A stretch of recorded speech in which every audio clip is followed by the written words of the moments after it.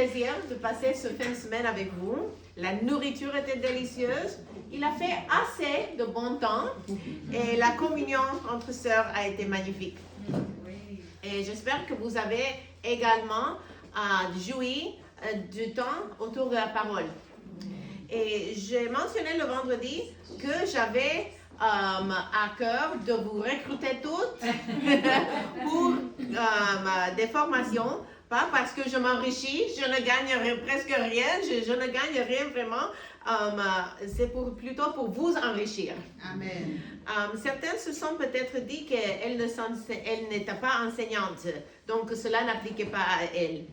Et vous avez peut-être pensé que rien au monde pourrait vous persuader de faire ce que je fais. Mais je voudrais quand même vous encourager à penser à qui vous pourriez transmettre ce que vous avez appris.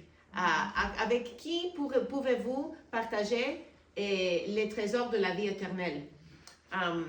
Car la théologie, c'est simplement la connaissance de Dieu et nous sommes tous des théologiennes.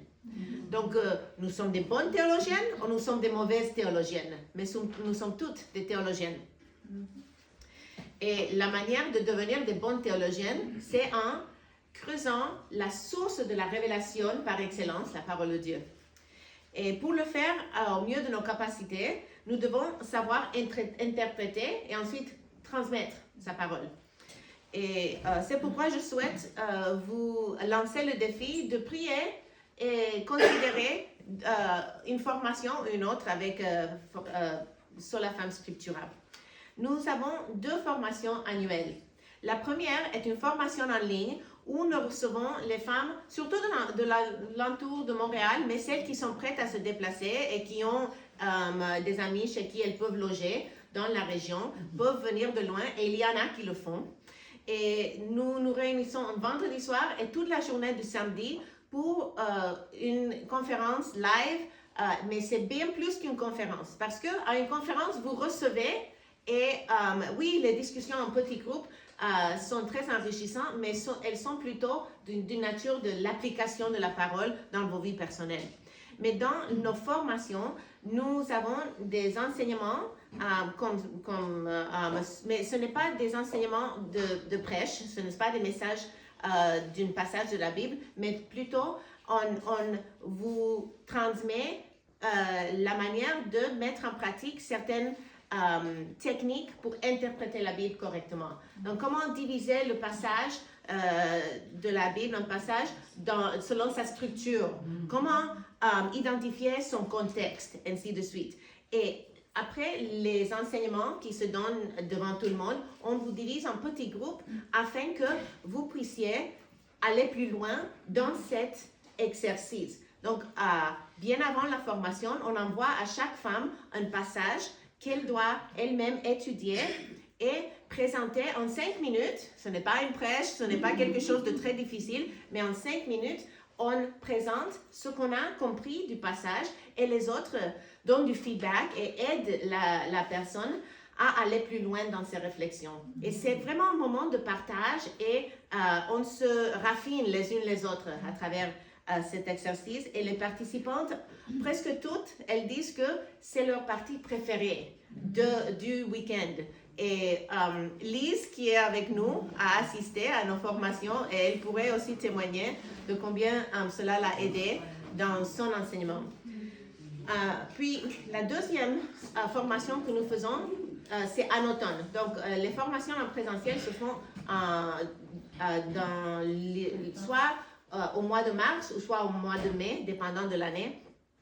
Et en automne, on fait une formation en ligne. Donc, pour les femmes qui viennent de loin, pour les femmes qui ne peuvent pas se déplacer tout un week-end, nous avons une formation de 8 semaines dans laquelle nous allons plus loin dans les principes que nous faisons dans la formation en présentiel. Et c'est sur Zoom, c'est un mardi soir de 7h à 9h du soir. Et ça permet aux femmes de digérer plus lentement ces principes et de préparer un message qu'elles vont donner, un message de 20 minutes. On assigne un passage et on lance le défi aux femmes de présenter dans leurs petits groupes sur Zoom. Elles présentent leur message qu'elles ont préparées et les membres du petit groupe donnent du feedback et ça les aide encore une fois à aller plus loin. Et l'idée serait que dans vos églises, dans les ministères des femmes de vos églises, vous puissiez avoir un déjeuner des femmes où c'est vous qui apportez la parole. Vous n'avez pas besoin de m'inviter ou d'inviter une autre conférencière, mais vous devenez les conférencières pour que vous puissiez nourrir les femmes de vos églises parce que vous les connaissez. Vous savez qui a perdu son mari, vous savez qui lutte avec une dépendance, vous les connaissez et vous allez beaucoup mieux les enseigner que moi ou une autre sœur qui aime enseigner mais qui ne connaît pas les cœurs de vos sœurs comme vous qui priez avec elles et qui les conseillez, ainsi de suite. Pour vous donner un peu d'histoire, en 2021, Yannick Etier, qui était le président, directeur général de SOLA, m'a approché pour m'inviter à devenir la responsable du ministère féminin de son ministère de SOLA. SOLA regroupe les églises évangéliques du Québec et elle fait partie du Gospel Coalition, qui est un organisme qui est au niveau mondial et qui existe aux États-Unis. Et en France, elle s'appelle Évangile 21.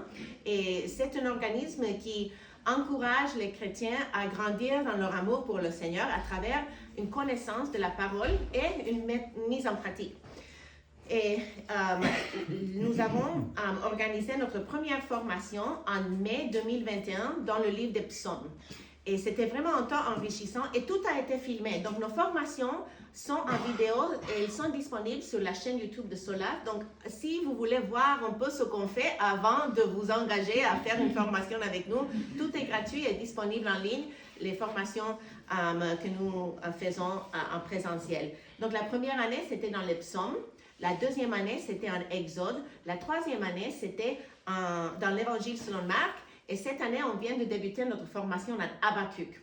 Donc, chaque fois, on change de genre littéraire afin que nous appliquions les principes de l'interprétation et de la communication dans un genre différent, car on n'enseigne pas les psaumes de la même manière qu'on enseigne Marc, n'est-ce pas? Il y a des différentes manières d'interpréter et d'enseigner. Donc, voilà, cette année, nous aurons une conférence mixte. C'est la première fois qu'on a eu une conférence mixte depuis bien avant la pandémie et elle sera sur le 1700e anniversaire du concile de Nicée.